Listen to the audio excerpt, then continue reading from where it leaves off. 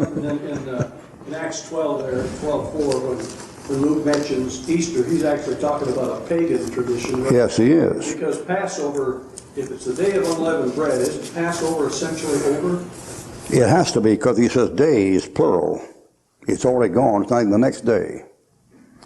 And Acts chapter, what he's talking about is Acts chapter 12. The problem comes up, why is this word translated Easter in Acts chapter 12? And the word is normally translated Passover. In Greek, it looks like this. It's Pascha. And that thing transliterated comes out P-A-S-C-H. It's a hard K-A. And from that, the Passover lamb, that thing is translated. Now, this time it's translated Easter. And somebody said, well, that's a wrong way to translate it. You can't just say it's the wrong way to translate it. For example, in Martin Luther's Bible, that thing comes out Easter every time it shows up. Martin Luther Heilige Schrift, every time it says Passover, he says Easter. He didn't go further than that. When Luther comes to where it says, Christ, our Passover lamb, is sacrificed for us in 1 Corinthians, Luther will say, Christ, our Easter lamb, is sacrificed for us. Now that principle in translating is what we call dynamic equivalence. And there are two ways to translate. One is called formal correspondence, one is called dynamic equivalence. And when you pick up a new version, I'll tell you all you got. Any new version, all you've got is a version that is made to get rid of this Bible. Where they get rid of this Bible, they take every place in here where the fellow was corresponding formally and change it to an equivalent. Every place where we had an equivalent, he changed it back to formal. I know them birds. I know them like on the back of my hand. And all they're doing is, when the King James translates the Greek word for word exactly the way it is, and often it does, they say, no, it's better to make it this, dynamic equivalent. Where the King James has a dynamic equivalent, say like the thief on the cross said, he cast the same into his teeth. See, that isn't any Greek Testament. That isn't any literal Greek. That's an expression. He cast the same in his teeth. They say, see there, they didn't follow the Greek. But they don't follow the Greek themselves, the other places. It's a double deal. All right, now here you have exact translation. Exact would be Passover. A dynamic equivalent would be Easter. And the question comes up, what should it be in this case? And the King James translators wisely translated the way they did for two reasons. Now, here's the first one. Acts chapter 12, verse 3. And because he saw it pleased the Jews, he proceeded further to take Peter also. Then were the days of unleavened bread. Days. They had to eat unleavened bread 7 days after the Passover. That's in Exodus chapter 12. When they went out of the land of Egypt, the first night of the Passover, they got rid of all the leavened bread, and you roast that lamb without leaven, make that bread without leaven, and then go without leaven for 7 days. Now this thing says those were the days per of unleavened bread, so it's after the Passover. Then he says in verse 4, when he apprehended him, he put him in prison and delivered to 4 quaternions of soldiers to keep him, intending after Easter to bring him forth to the people.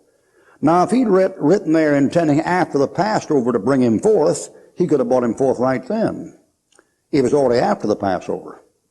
That is, no, if he was going to wait till after the Passover, the next Passover wouldn't have been for another year.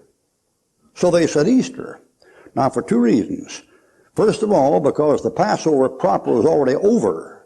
And secondly, because Herod is a Roman, and he would be observing Easter, which would not be the Passover. If you had the Passover there like they did on Wednesday, he's not waiting for Thursday or Friday. He's waiting till after Sunday. Because, you see, he's a sun worshiper. Sunday, as in there. And so for him it's Easter. Now the question, when that first thing came out, John R. Rice, bless his heart, bless his memory, fine fellow, love the Lord, thank God for all that kind of thing. But when he tried to expound the Bible, he was just a blubbering idiot about half time he talked. As long as he talked about soul winning and compassion on folks and prayer, he did fine. He was a good man. God used him. When he tried to teach that Bible, he made the biggest mess you ever saw. He said Christ in the Garden of Gethsemane praying the devil wouldn't kill him before he get to the cross. I mean, what a stupid thing to say. Why, the devil couldn't have killed Christ if he'd stayed up all night. Don't you know that? Oh, God, please don't let the devil kill me before I get to the cross. What a dumb thing. Why, he said the prayer was answered. The prayer wasn't answered. Christ in Gethsemane said, Father, be I will let this pass from me, this cup pass from me. And 10 minutes later he said, the cup my Father hath given me, shall I not drink it? He did take the cup. If the cup was physical death, then he died before he got to the cross. The cup the Father gave me, I'm going to drink it.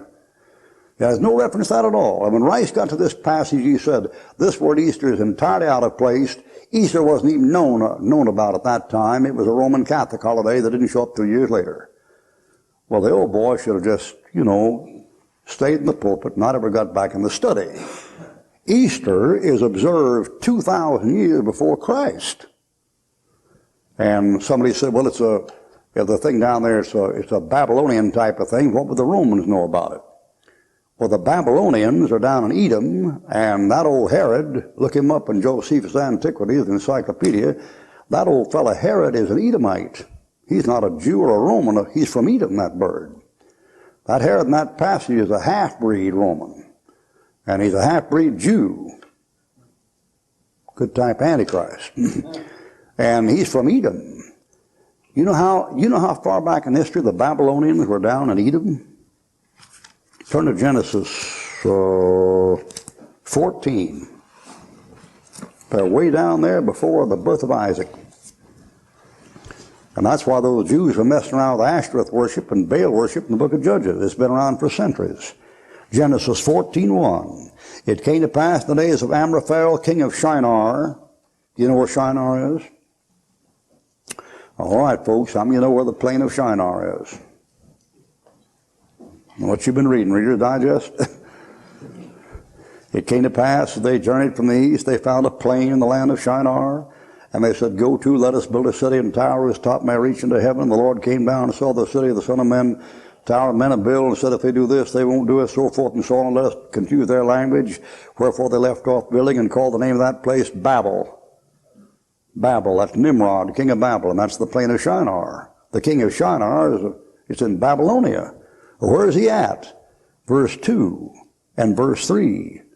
He's down there in the Dead Sea, the Salt Sea, fighting against Edomites down there, south of the Dead Sea. That's where Edom is. He's down in there. And that bird is down there. That thing is Sodom and Gomorrah down in there. Verse 4, 5, 6, 7, 8, 9, 10, and 11. Look at verse 10. The vale of Siddim was full of slime pits, the king of Sodom and Gomorrah. That's south of the Dead Sea. It's Edom where that thing is. That Babylonian, he's down there before the birth of Isaac. So that's why the Jews pick up that religion. So when the King James translators translated that thing as Easter, they gave you two pieces of light you wouldn't have had if they translated it the other way. First of all, they let you know that King Herod was a Roman, and the Romans observe Easter. They don't observe the Passover. And do you realize how enlightening that is? Because every Easter, you hold Easter on a Sunday, and the Passover is not on a Sunday. On a Jewish calendar, sometimes the Passover is Wednesday, sometimes it's Friday, sometimes it's Thursday. And the first big rupture in the church, in church history, between the Greek church and the Roman church, was the Greek church insisted on keeping the Jewish date for the Passover. And Rome said, Sunday, Sunday, Sunday, Sunday, sun god. And they kept it there. So when the King James translator did that, they gave you light in that, otherwise you wouldn't have had. And secondly, they gave you light in the fact that Herod's intention was not to kill him right after the Passover, because he didn't. At least a day had gone by, because it said those are the days of unleavened bread. So in the King James Bible, you have a much better translation you do in the other Bibles. Better to keep it the way it is. All right, something else. Nothing like a Bible to clear up a college education.